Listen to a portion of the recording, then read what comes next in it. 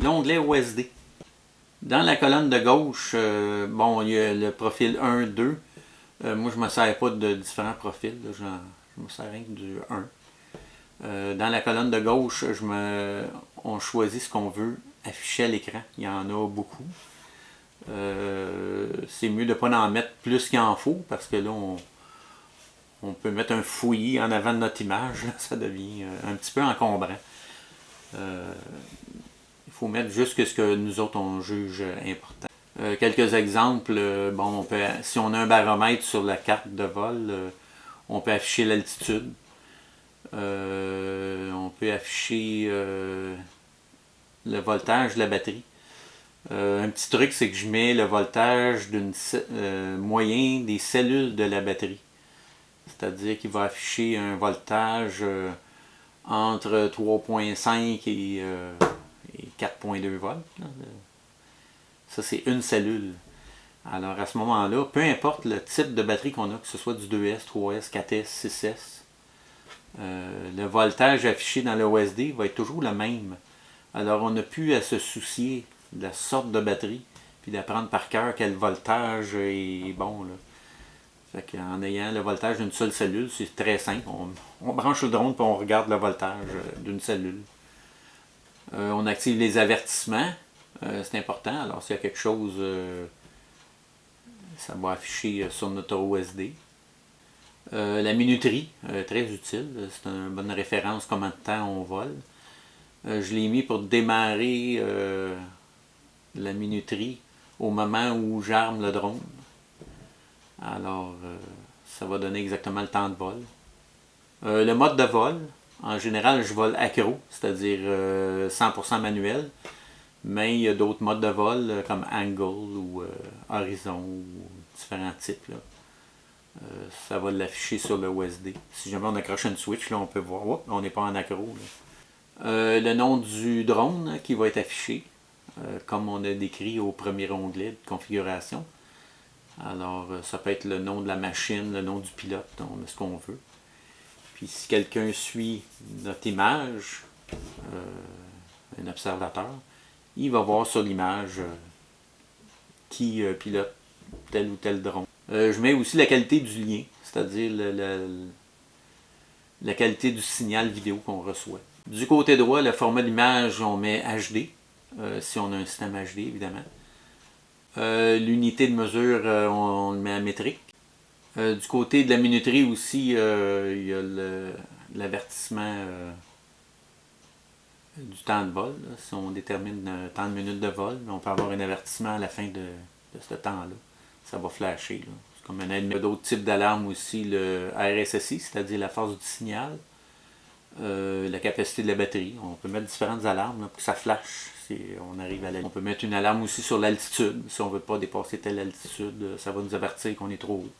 Il y a une section aussi pour les alertes. On peut sélectionner, mettons, AQ, c'est-à-dire la batterie qui n'est pas pleine. Alors si on branche une batterie qui est déjà vide, mais ça va nous l'afficher. Même si on voit le voltage, des fois on peut être distrait, ça va être une alerte. Le ARM désactivé, c'est-à-dire s'il y a un problème, puis on ne peut pas armer le drone, ça va nous avertir pourquoi. Le beeper visuel, ben ça flash juste au lieu d'avoir un signal sonore. Fail safe, si on perd le signal, ça va afficher fail safe. Ça veut dire que le drone est en train de tomber. Il y a une section aussi, c'est les statistiques qu'on veut voir affichées à la fin d'un vol. Quand le vol est terminé, puis on désarme le drone, il y a une série de données qui va s'afficher. On sélectionne ce qu'on veut voir. Quand on a fini de sélectionner ce qu'on veut voir sur le OSD, avec la souris, on peut positionner dans l'image ces différents affichages-là. En général, on va les mettre sur les côtés ou en bas, en haut, pour ne pas encombrer le centre de notre image. Ce qui est important aussi, c'est qu'un coup qu'on a fini de placer nos choses dans l'image, on paye sur Save.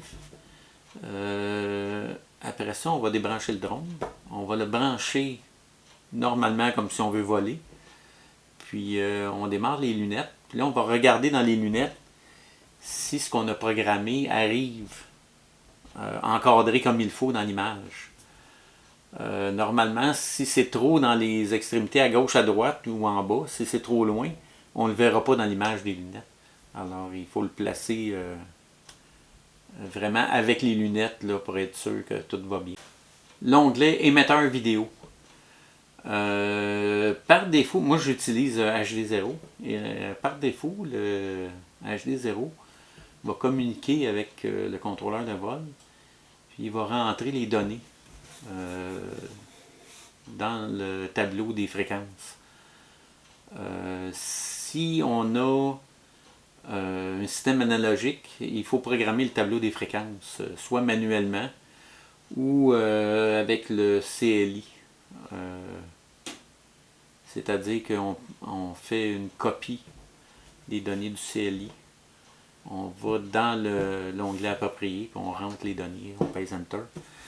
On peut rentrer aussi le tableau, les données manuellement, chaque petite case, là, la fréquence qu'on veut, avec les canaux disponibles, la puissance. Tout ce programme de ce côté-là. On peut aussi utiliser un preset, tableau de fréquence. On choisit notre modèle d'émetteur vidéo. Et puis on le choisit, clic, Enter. Et puis ça va se programmer dans le tableau des fréquences, au bon endroit. On peut aussi utiliser cet onglet-là pour programmer une puissance et un canal manuellement, avant même de brancher le drone. Il y a une option aussi, l'option des capteurs. C'est une option assez récente. Ça va donner les données, un petit peu comme le black box, là, les données des capteurs qui sont sur le système. C'est des fonctions assez avancées là, pour des diagnostics. Et puis, moi, je m'en sers jamais. Il y a un autre onglet aussi similaire, journal de bord. C'est pour accumuler des données. C'est un onglet que je ne me sers jamais non plus. L'onglet Black Box. Les cartes, le contrôleur de vol, enregistre un peu comme un véritable avion, là, toutes les données du vol, les accélérations, altitude, en tout cas tout ce qui est disponible va être enregistré sur le Black Box. La vitesse de rotation de chaque moteur, en tout cas il y a beaucoup de données. On peut voir ça affiché avec des graphiques. Ça fait assez high-tech. Ça peut être utilisé si on est assez avancé pour diagnostiquer des problèmes. Là. Mettons, un moteur ne vient pas exactement comme les autres, on peut le voir sur les graphiques. On fait des manœuvres des fois, puis il se passe quelque chose, on peut le voir avec le black box. La quantité de mémoire disponible n'est pas très grande, alors de temps en temps, il faut l'effacer. Alors, c'est une fonction qu'à date, je suis chanceux, j'en ai jamais eu besoin. L'onglet du CLI. Ça, c'est pour avoir un accès directement à la programmation de Betaflight. C'est des langages informatiques directs. Alors, c'est une page noire, puis dans le bas, il y a un petit curseur. On donne les commandes appropriées. On pèse Enter, puis la machine va accepter si la grammaire est correcte, là, les bons symboles, Betaflight va l'accepter. Certaines commandes utiles que je me sers des fois, on peut marquer status, S-T-A-T-U-S, Enter, et puis ça va me montrer l'état de la carte. Ben, ça va donner les caractéristiques de la carte. Le manufacturier, les ESC, en tout cas, ça va décrire le gyro, le processeur, toutes les données là, par rapport à ce qu'on a physiquement comme circuit. Il y a aussi une autre commande, aussi version, V-E-R-S-I-O-N, Enter. Et puis là, on peut voir quel type de software est installé sur notre carte. Alors, le CLI, ben, il faut connaître les codes. On peut voir ça sur Internet des fois, là, certains codes à mettre. Parce que ce n'est pas toutes les fonctions qui sont disponibles dans les onglets même de Betaflight. Il y en a qui sont accessibles seulement par le CLI.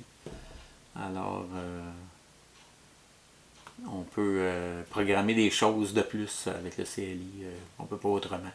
En résumé, Betaflight, ben, c'est un programme très complet, en constante évolution. Ça permet de configurer un drone d'une multitude de façons. Pour les mordus dans le domaine, ben, c'est une source inépuisable d'expérimentation.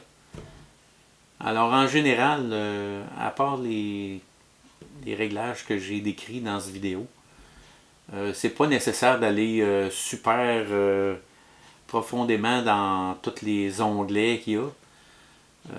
Par défaut, normalement, le drone va voler très bien. Alors s'il vole très bien, c'est pas nécessaire d'aller plus loin, là. Bon vol!